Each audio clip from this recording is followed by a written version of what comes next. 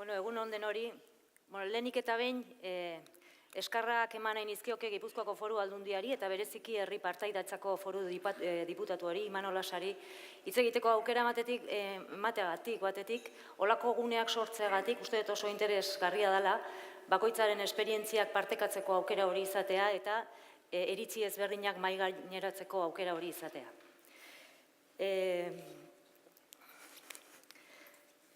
Tolosako udalak orain dela 2 urte abiarazi zuen Tolosatzen plana. Tolosa osatzen, hori da herritarrak eman zioten izena gure parte hartze proiektuari. Argi genuelako, politika publikoak lankidetzan oinarritutako politikak izan behar zutela, horrek esan nahi du, herritarrek parte hartu behar dutela diseinuan, gauzatzean, jarraipenean eta baita ere balorazioan.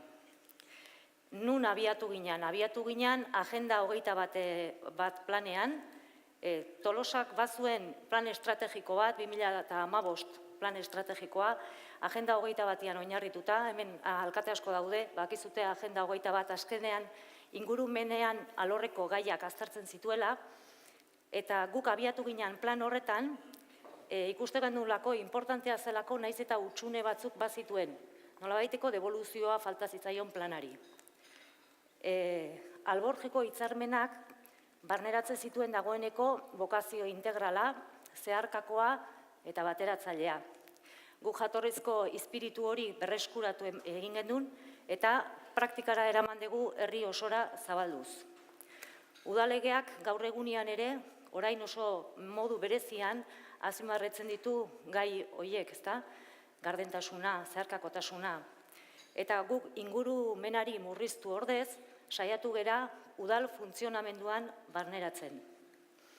Sistematizazio hori egin ahal izateko nolabaiteko formula bat behar genuen, eta martxan jartzeko formula hori erabateko konsensuaren bidetik markatu genuen. Eta gure formula da 3E barneratzen ditu eta 2K maiuskulaz. 3E horiek ditu bere baitan, lehenengo eak, erreala dela, zer esan nahi du honek. Erreala da Tolosaren eta gure administrazioaren errealitatera egokituta dagoelako. Erabili ditugu indarrean ditugun tresnak, leheno aipatu duten bezala, Agenda 21 metodologia erabili dugu eta gobernantza eredu berriaren printzipioak txertatu dizkiogu. Bigarrena ea da erraza dela. Azken finean planteamentua sinplea da, naiz eta gero aurrera eramaten lan handiak sorrarazten dituen, ezta? Herri dinamika sustatuko duen plan estrategiko bat da, hori ez da gauza berria, baina nolabaiteko parte hartze hori udal funtzionamentuan sistematizatzea bilatzen du. Udaletxean teknikarien lankidetza mahai bat sortzen da, koordinaziorako eta zeharkakotasunetik proiektu estrategiko eta eraldatzaileak lantzeko. Badirudi, koordinazioa eta zeharkakotasuna udaletxeetan, sail ezberdinetan, automatikoki gertatzen den zerbait dela, hori agian ala beharko luke, baina errealitatean ez da gertatzen, hori asko landu behar da. Tolosatzenek zeharkakotasunean lan egitea eskatzen du. Eta 3. ea da eraginkorra dela. Sinesgarria den planteamentua da. Sinesgarria ez balima ditu fruituak ematen frustrazioan erori genezake, hori da agian Agenda 21 aurreko planak devoluzio horren hutsune horregatik sor zezakena, ezta? Behar ditu, zalantzarik gabe, etorkizun urruti baterako oinarri sendo batzuk, baino berehalako ondorio batzuk ere ikusi behar dira, ezta? Bai, herriari begira, horrek esan nahi du, nolabaiteko herriko aurrekontuetan islada bat izan behar duela, baina baita ere udal barrura begira. Proiektu desberdinak, departamentu desberdinen ikuspegia txertatzea bermatzen duelako. Eta horrek zalantzarik gabe proiektua aberastu egiten du. Hau, orain arte esan deten guzti hau ez da erosten. Ez da kontratatzen, ez da ateatzen plegu bat eta jartzen, baizik eta eskatzen du implikazio handi bat. Bai udal ordezkaritzan aldetik, baita teknikarien aldetik eta baita herritarren artetik, ezta? diskursoan oso integratuta daukagun kontu bat jarri behar da ardatzean. Eta da, persona izan behar duela proiektuaren ardatza, ez? Politika publikoak bideratuta daude personen bizikalitatea gutxienez bermatzea eta ahal den neurrian hobetzea, ezta? Eta horretarako beharrezkoa da, bai, herritarra eta baita udalteknikariak nolabait ahalduntzea. Prozesu hau, legealdi eta alderdi politiko ororen gainetik bizi iraungo duen planteamenduan oinarritzen da. Eta hori soilik gertatuko da persona erdigunean jartzen baldin badugu. Eta hemendikan datozte lehen aipatu ditudan beste bi K hauek. Konfidantza eta konpromisoa. Udal ordezkariak lidergo zintzoa egin behar dugu. Eta horrek esan nahi du konfidantza izan behar dugula, bai udal teknikariengan eta bai herritarrengan, ez da beti gertatzen. Demostratuta dago, konfidantza ematen danean, konpromisoa lortzen dela trukean. Hori gaur egungo konpromisoa politika publikoetan inplikatzeko gauza handia da, ez? Hori lortzen da konfiantza eman naiz eta trukean jasotzen da jakintza eta esperientzia handia. Bueno, oain pixkat esplikatuko dut, ez dakit hemen, esplikatuko dut metodologia oso xume, ze ekarri ditugu argitalpen batzuk badauzkagunak eta sarean ere gure web orrian zintzilikatuta dago. Baina hola oso gainetik. Daukagu egitura permanente bat, tolosatzenen prozesuaren hasieran sortutakoa, da lankidetza mahai bat. Lankidetza mahaia dago soilik udal teknikariez osatuta, eta proiektu eraldatzaile eta estrategiko horiek zeharkakotasunez lantzeko osatuta dago. Dago jarraipen batzorde bat soilik politikoez osatuta, parte hartzen dutenak, gobernu taldeak eta noski baita ere oposizioak. Eta gero ditugu lau mahai sektorialak, personala, kultura eta hezkuntza, ingurumen eta lurralde antolaketa eta ekonomia. Eta hor parte hartzen dute bakarrik herritarrak eta udal teknikariak.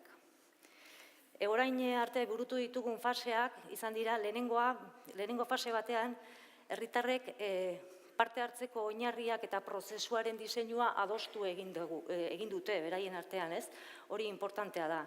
Eta jarraian eraiki dugu Tolosaren egungo argazki partekatuak. Hori izan zen 2016 urtean, Tolosaren 2016ko argazki partekatua. Azken finean egungo diagnostiko bat, herriaren diagnostiko bat egin zen 4 alor ezberdin horietan, ezta? Bigarrengo fase batean, lehenengo fasean ateratako ondorioak oinarri bezala hartuz, egin ziren lan batzuk. Lehenengo lana izan zen,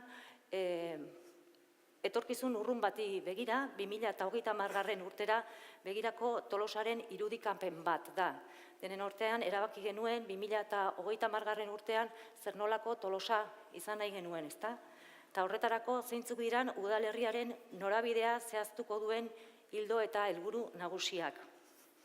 Bigarren lan bat egin zen, ja etorkizun hurbilago batian, 10 urtera begira, 2017-27 ekintza planaren formulazioa osatu dugu. Tolosako plangintza partekatua 2017-2027. Oleno ez dut esan diagnostikoa liburu urdinean jasota dago eta ekintza plana liburu berde honetan. Eta gero urtean zehar gure dinamika zer nolakoa dan. Bueno, hartuta lehen esan daten bezala, agenda 21 printzipio horiek eta sinisgarritasuna emate aldera deaboluzio hori oso kontutan izan behar degulako, urtean zehar egiten da planaren ebaluazioa, bere ezarpen maila neurtzeko, egiten da baita ere aldi berean jardueren neurketa, aurrera ematen ari diren jarduera horiek benetan nahi dugun helburu hori lortzera bideratuta dauden horiek helburu hori lortzen duten jakiteko, eta jarduera neurketarekin batera, udalak bere ekimenen kontu ematen du. Bakoitzaren egoera, zein dan bere betetzen maila, bai txostenen bidez eta baita ere websailaren bidez. Eta urtearen azkeneko hiruhilekoan, urrungo urtean martxan jarriko diren jarduerak programatu egiten dira. Eta hori denboran partekatzen da udal aurrekontuen lanketarekin batera.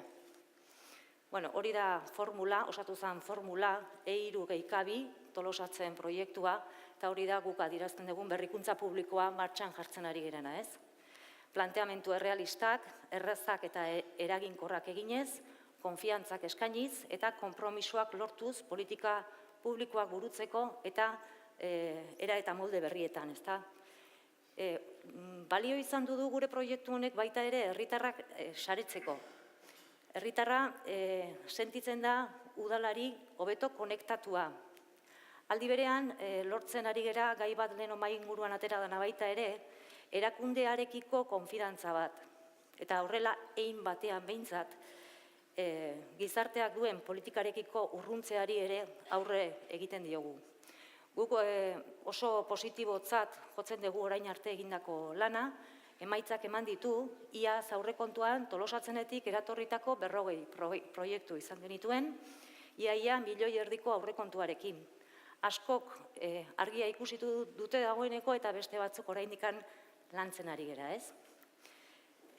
Planteamendu honekin saiakera egiten ari gara, herritarrak, nik batzutan udal ordezkariak ere herritarren barruan sartzen ditut, ez? Batzutan politikari ez hitz egiten den moduan, ez? Ematen du beti gaudela herritarren parean, ez? Batzutan baita ere gea herritarrak gu ere, eta saiatzen ari gara zeharkakotasuna, parte hartzea, agenda 21, gardentasuna, euskara, berdintasuna, jasangarritasuna eta aniztasuna lantzen. Egia da, esperientzia positiboa dela, baina egia da baita ere, egiteko erak aldatzea askotan asko kostatzen dela. Udal teknikarien implikazioa beharrezkoa da. Beste komunitate batzutan, hezkuntza komunitate batean adibidez, ari dira horrelako esperientziak egiten, ez, konfiantzan, oinarritutako hezkuntzak moldatzen nolabait ere, nik uste dut administrazioan zurruna izan da ere posible dela. Proiektua bizirik mantentzen da, nolabaiteko moldaketak egiteko aukera beti dago, eta, bueno, bukatzeko guzti honekin esan nahi nun, bueno, egin dugun bide guzti honetan, bai azaldu dela baita ere zer gertatzen den konfliktoekin, nola kudeatzen ditugu herriko konfliktoak, eta hori da gure erronka datorren urtetarako. Mila esker.